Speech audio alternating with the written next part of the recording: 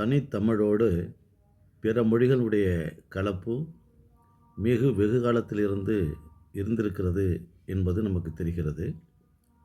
முதலில் தமிழும் ஆரியமும், அதாவது வடமொழியும் கலந்தது சங்க காலத்திலேயே கலந்திருக்கிறது. தமிழோடு கலவாத வரையில் ஆரியம் ஒரு எழுதப்படாத மொழியாக இருந்திருக்கிறது. தமிழரும் ஆரியர்களும் கலந்து வாழ முற்படும் பொழுது தமிழினுடைய வரி வடிவம் ஆரியத்தில் புகுந்து ஆரியமும் வரி வடிவம் பெற்றதாக மாறுகிறது.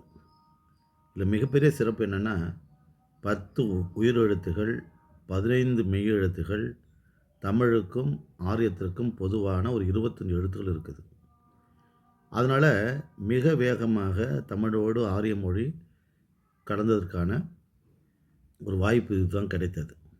இன்னும் சொல்லப்போனால் தமிழோடு கலந்த முதல் அயல்மொழி என்று பார்த்தா அது ஆரியமே. அதுதான் தொல்காப்பிய சொல்லதிகாரமே வடச்சொற் கிளவி வடவெடுத்து உருகி எழுத்தோடு புடந்த சொல்லாகுமே என்று அந்த வட எழுத்து உரி என்ற வார்த்தையை அவர் பயன்படுத்துகிறார்.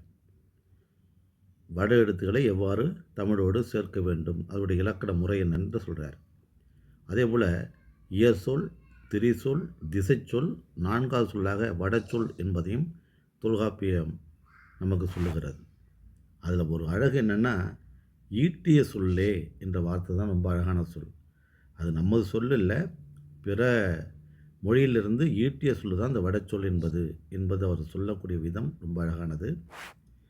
அதற்கு பிறகு மகமதியர்கள், ஆங்கிலேயர்கள் போன்ற ஆட்சியில் உருது மொழி சொல் சுமாராக ஒரு 411 சொல் தமிழில் கலந்து வந்தது.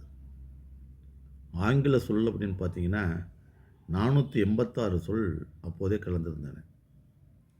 அப்புறம் அரபி, பொர்சியன், உருது, போர்ச்சுகீசியம், டச்சு, பிரெஞ்சு, ஆங்கிலம் என பல மொழிகள் சொற்கள் தமிழிலே கலந்து கிட்டத்தட்ட ஒரு 1200க்கு மேற்பட்ட சொற்கள் தமிழில் இன்றும் கலந்திருக்கின்றன. இது காலத்தின் கட்டாயம்.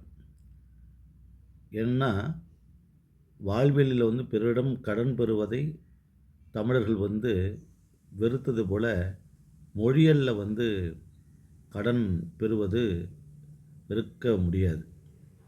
ஏன்னா இன்றைக்கி உள்ள காலகட்டம் அப்படி. இப்போ தர்மபுத்திரனே அரவோன் மகன் என்று புறநானூறு பேசுகிறது. காலகண்டனை நீலமணி மிடற்றோன் என்று பேசுகிறது. இவையெல்லாம்